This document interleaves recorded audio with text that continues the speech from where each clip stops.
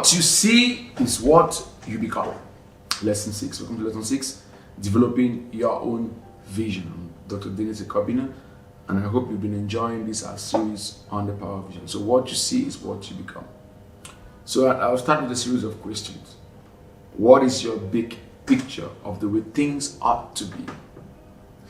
What is your big picture of the way, write it down, of the way things ought to be? Next, what is your billboard image of what you are working towards? What is your billboard image of what you're working towards? Write it down.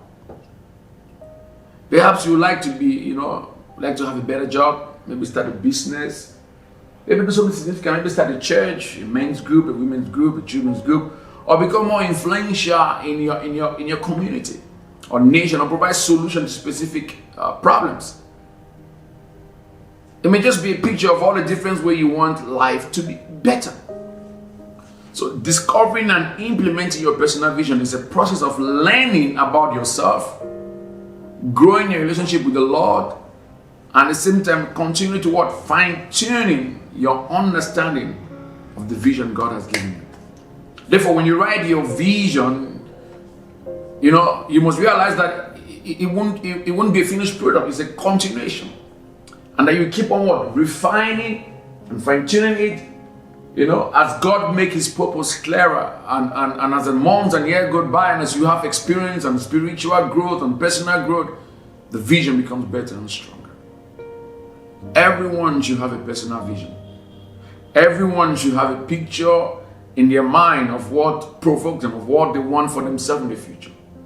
You will not get that by just watching TV for hours or lying in bed all day long. No, you need to wake up.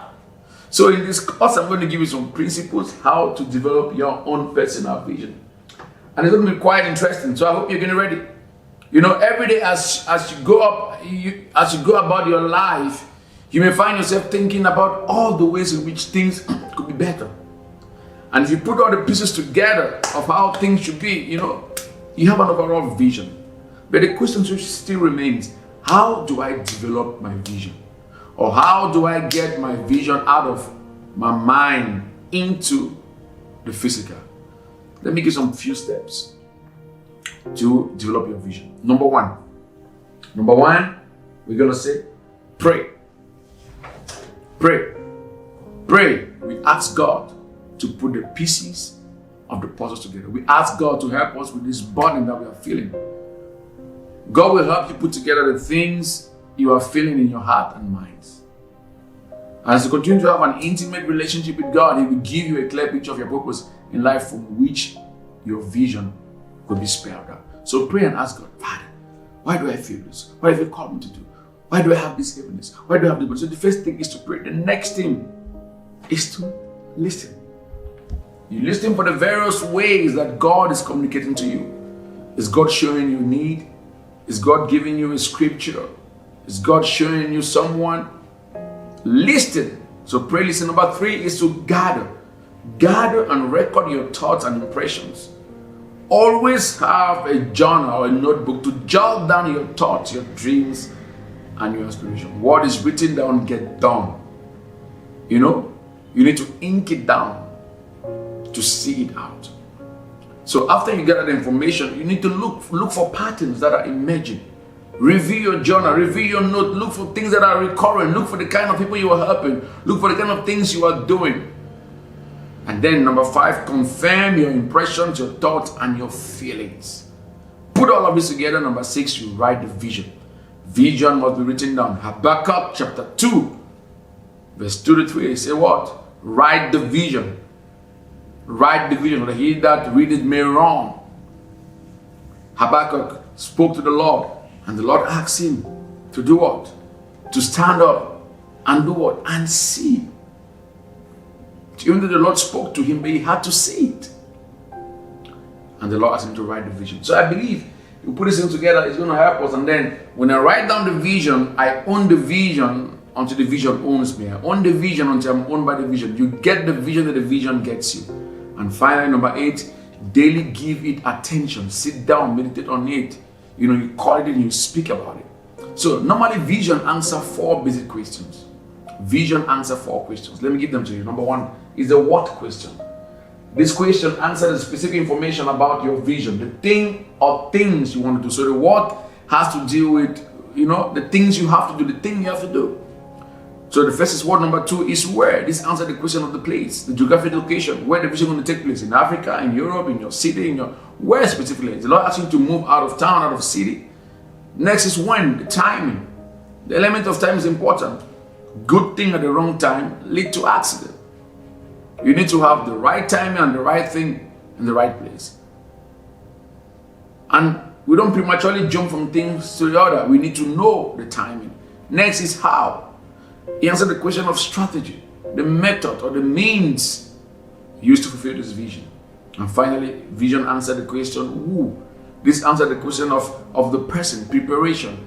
How are you preparing yourself for this vision? What training are you taking? What education are you taking? What form of personal development are you involved in? What new things are you learning? So let's recapitulate. Vision answers what, where, when, how, who. Now, when you look at your course, in this course, we're going to give you a PDF. I think it's a PDF that permits you to answer the following questions. These are exercises you have to do. Do these exercises and send them to us. We're going to look them and work with you. And exercise 1 is based on what we just said about the 4 questions. I want you to answer those 4 questions with respect, the basic question with respect to your vision. What is it? Where is it? When? How? And who? And then when you're done answering that, you go to exercise 2. Exercise 2 is to ask these questions, if you're not afraid, and I love that, if you're not afraid, what would I do? So that's a provocation question of the what. If I had all the monies in the world that I needed, what would I do? So I want you to answer exercise 2. Why do I want to do what I want to do? What do I think this will give me? What satisfaction? What qualities do I want to experience on a daily basis? And how do I want to feel? And then we jump to exercise 3. Exercise 3 talk about, what do you envision for yourself in the next 5 years? So in the next 5 years, what do you envision for yourself? You answer the following questions about what you see yourself in the next 5 years. How do you want to grow spiritually, mentally, educationally? How do you envision your work? What do you envision for your family life? What do you envision for where you live? What do you envision for projects you want to undertake? So this is exercise 3. How do you envision yourself as a leader? So when you answer all of these questions, then you send them to us. It's going to help you how to begin to see the things you want to do, the places you want to go, and where you need to start. So I want to encourage you. It all starts with examining these questions, answering these questions, and provoking your passions, your desires, and all these things. And it will lead you to eventually combine all the things to know what your vision is all about. So thank you so much for lesson 6. Let's jump right away to lesson 7. Thank you so much.